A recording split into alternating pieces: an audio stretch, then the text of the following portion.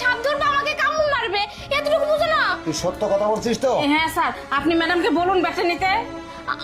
আচ্ছা তুমি এক কাজ করো, ব্যাগটা উঠাও, উঠিয়ে আমাকে দেখাও। আমি কেন ব্যাগ ব্যাগ আরে সত্য কথা বলো, ব্যাগের মধ্যে কি? বলো, সত্য কথা বলো, সত্য কথা বলো। আসলে ব্যাগের মধ্যে সাপ আছে। হ্যাঁ সাপ আছে? তার মানে আমার এই ছোট্ট বাচ্চাটাকে তুমি সাপ দিয়ে দংশন করে মেরে ফেলার স্যার পায়তারা করছো তুমি না? একটু সাইড করেন, ওই যে ওইখানে দেখেন, ওই যে ওইখান থেকে দিছে ম্যাডাম, এখানে ভরছে সাপ। স্যার সাবধানে ধরেন। ও তাহলে হেমানের কথা তো সত্য।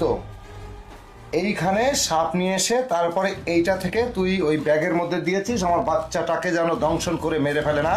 এই তোকে ভালোই ভালোই বলছি, এই সাপটা আমার চোখের সামনে তুই এখন ঢোকাবি, ঢুকিয়ে এই বদনির মধ্যে করে সাপটা নিয়ে তুই সাপকে নিয়ে তুই সহ আমার বাড়ি থেকে চিরজীবনের মধ্যে মতো চলে যাবি।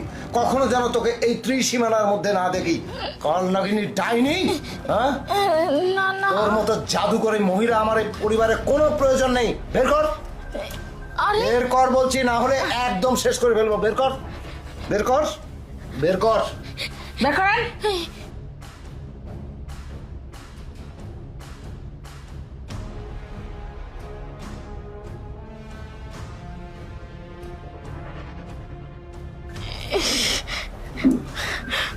চলে গেছে। তার মানে তুই এই কাজটা করেছিলি, হুম? কালো জাদুর খেলা না? তুই সাপ বানিয়ে আমার ছেলেকে মারার পায়তারা, এইটা নিয়ে এখন এই মুহূর্তে তুই বাড়ি থেকে বের হয়ে যাবি।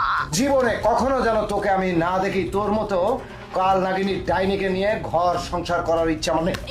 আরে